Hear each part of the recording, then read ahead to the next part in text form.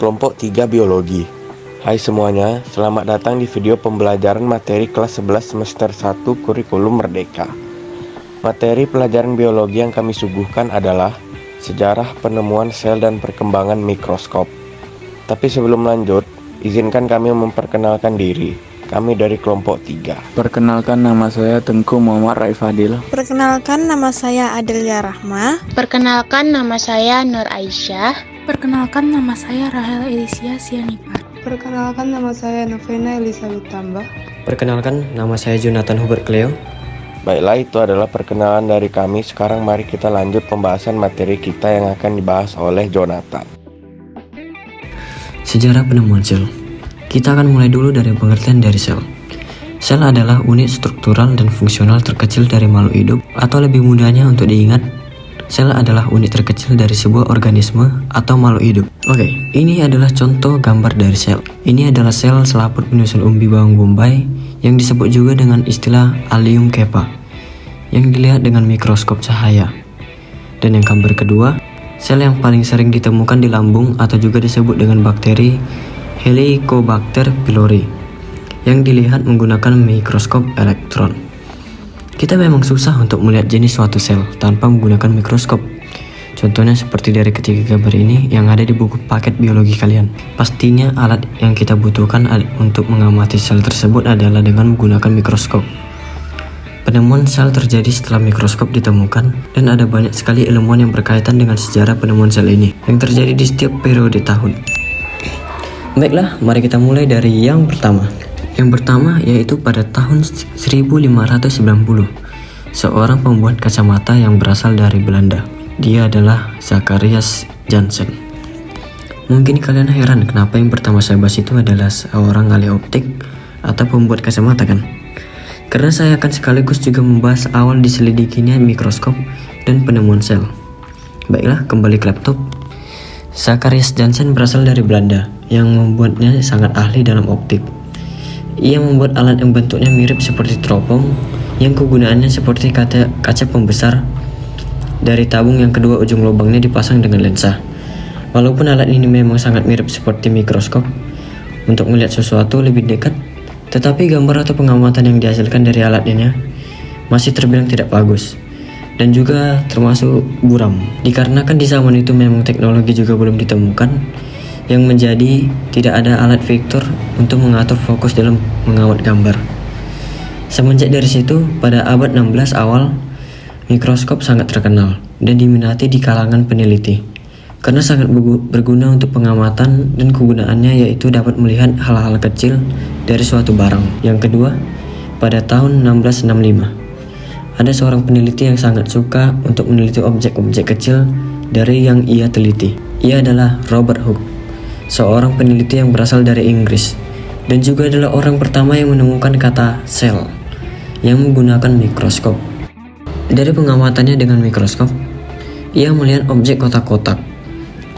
Ini gambarnya, seperti yang ada di gambar ini, dan juga ia meneliti objek sayatan gabus pohon ek atau Quercus suber. Ini dia gambarnya. Ruang-ruang yang dibatasi oleh dinding dan objek kota yang ada di tumbuhan putri malu yang sudah mati, itulah yang membuat Robert Hooke memberikan istilah cellula atau yang biasa kita sebut dengan sel. Dan dari situlah tercetus pertama kali sebuah istilah yang bernama sel. Oh iya, ia tidak hanya mengamati objek tumbuhan, tetapi ia juga mengamati objek seperti serangga, lumut, dan lain-lain. Semua hasil penelitian itu ia lakukan, ia tulis juga di buku yang berjudul Micrographia. Lanjut, yang ketiga, pada tahun 1674, Anthony van Leeuwenhoek, seorang ilmuwan dari Belanda yang pertama kali melihat makhluk kecil dari objek yang ia teliti menggunakan mikroskop buatannya sendiri. Jadi Anthony van Leeuwenhoek ini yang membuat mikroskopnya sendiri untuk meneliti. Seperti yang sudah saya bahas tadi, mikroskop pada abad 16 sangatlah ngetren. Kalau digunakan bahasa sekarang ya, sangat ngetren gitu, sangat hits. Karena kegunaannya untuk melihat suatu objek secara dekat. Anthony sering meneliti objek yang sama seperti Robert Hooke, seperti serangga, tumbuhan, dan juga air hujan. Dan seperti yang saya bilang tadi, Anthony melihat makhluk kecil dari yang ia teliti menggunakan mikroskop. Lalu ia menamai makhluk kecil itu adalah animalculus, artinya hewan-hewan kecil. Sama tertulis di buku paket biologi. Anthony van Leeuwenhoek menemukan organisme bersel tunggal melalui mikroskop buatannya dengan perbesaan 300 kali. Penelitian mengenai sel pun terus berkembang dengan pesat. Dari situlah semakin banyak juga orang-orang sangat menginginkan meneliti objek untuk melihat makhluk kecil itu. Lalu dari situlah ia disebut sebagai bapak biologi dan dianggap sebagai mikrobiolog pertama. Selanjutnya, yang keempat. Pada tahun 1831, seorang ahli biologi asal Skotlandia, yaitu Robert Brown, menemukan sebuah benda kecil yang terapung di dalam cairan sel yang disebut dengan nukleus. Nah, ini dia contoh gambarnya. Dan objek inilah yang disebut dengan nukleus, yang artinya inti sel yang ia temukan di tumbuhan anggrek. Yang kelima, pada tahun 1839, seorang ahli biologi dari Prancis bernama Félix Dujardin yang mendeskripsikan sitoplasma yang terdapat di amuba. Amuba adalah makhluk mikroskopik yang tidak dapat terlihat dengan mata telanjang. Ia termasuk ke dalam jenis hewan mikro yang mampu berkembang biak secara vegetatif atau tanpa melalui proses perkawinan. Mereka menghasilkan keturunan dengan cara membelah diri. Yang keenam, di tahun yang bersamaan juga, dua peneliti biologi yang berasal dari Jerman yang menemukan hal baru tentang sel, mereka adalah Matthias Jakob Schleiden dan Theodor Schwann. Matthias meneliti objek dari tumbuhan yang ia teliti menggunakan mikroskop selama bertahun-tahun lalu. Dari hasil penelitiannya, ia menyimpulkan bahwa semua tumbuhan tersusun atas sel. Di tempat yang lain, Theodor juga meneliti hewan menggunakan mikroskop. Lalu ia juga menyimpulkan kalau semua hewan tersusun atas sel. Akhirnya, pada suatu waktu, mereka bertemu membahas tentang hasil penelitian mereka tentang tumbuhan dan hewan yang menggunakan mikroskop. Lalu, mereka berdua sepakat kalau semua makhluk hidup tersusun atas sel, sehingga sel merupakan unit dasar penyusun kehidupan. Lalu, banyak peneliti yang bertanya-tanya, sebenarnya sel itu dari mana sih? Yang ketujuh, akhirnya pada tahun 1858, konsep itu pun semakin diperkuat oleh peneliti asal Jerman bernama Rudolf Virchow, yang menemukan fakta bahwa sel memproduksi dengan membelah diri. Ia menemukan fakta itu setelah ia meneliti bagaimana sel reproduksi. Rudolf Virchow yang menyatakan bahwa setiap sel berasal dari sel yang lain. Lalu, pada tahun 1946, istilah protoplasma dikenalkan oleh Hugo von Moll untuk menyebutkan substansi hidup yang terdapat dalam sel. Akibat penemuan-penemuan tersebut, dalam rentang waktu antara abad ke-19 sampai abad ke-20, pengetahuan tentang sel berkembang dengan pesat hingga sel menjadi suatu kajian tersendiri yang dikenal dengan sebutan sitologi. Nah, udah siap nih tentang sejarah penemuan sel. Kalau kita membahas tentang sejarah penemuan sel, pasti ada juga materi tentang perkembangan mikroskop. Baiklah, perkembangan mikroskop saya berikan kepada Novena. Perkembangan mikroskop. Meskipun sel telah ditemukan oleh Robert Hooke sejak tahun 1665, namun struktur sel secara keseluruhan baru dikaji beberapa dasawarsa kemudian. Hal tersebut karena beberapa organel atau struktur subseluler terlalu kecil ukurannya untuk dilihat dengan mikroskop cahaya.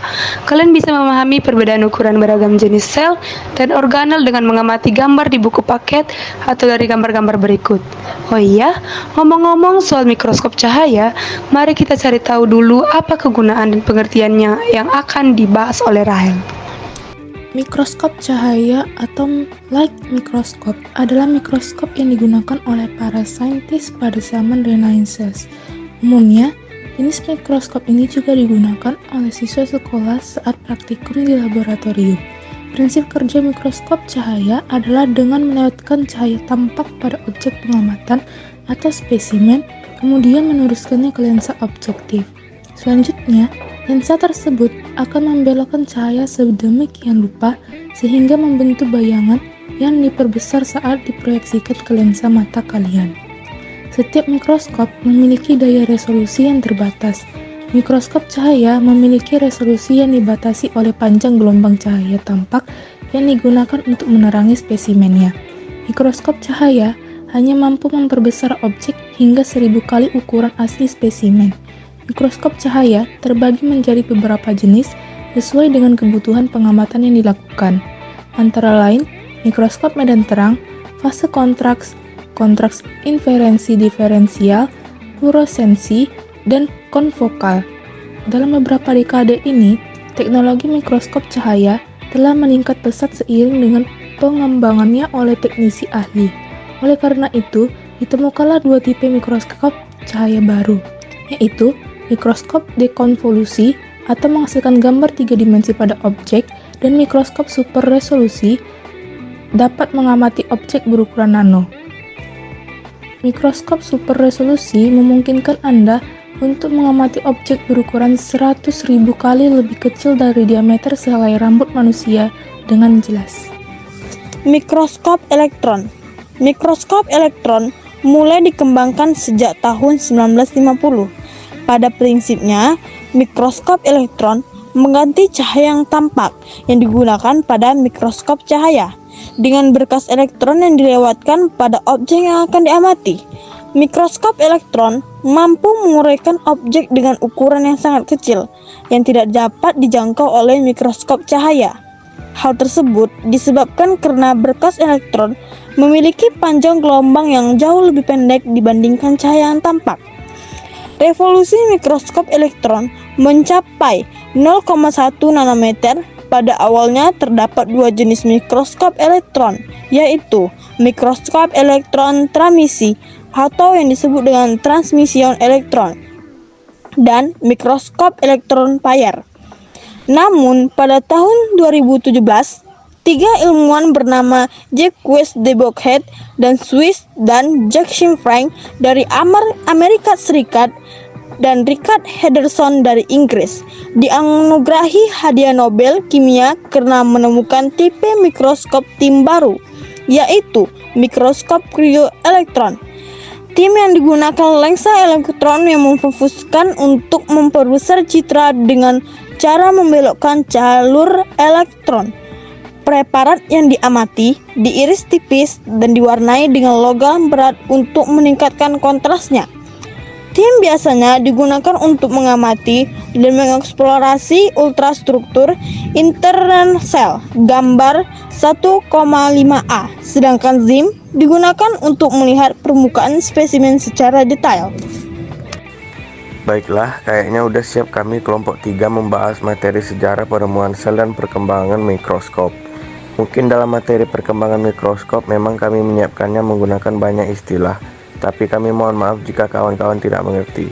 Apabila kalian ingin mencatat materinya tapi kalian lupa, kalian bisa mengulangi video pembelajaran materi kami sekali lagi. Oke, itu saja pembelajaran kami. Mohon maaf jika kurang menarik untuk ditonton. Kami berterima kasih juga untuk kawan-kawan yang tetap setia dan mendengarkan videonya sampai habis. Dan terima kasih semuanya.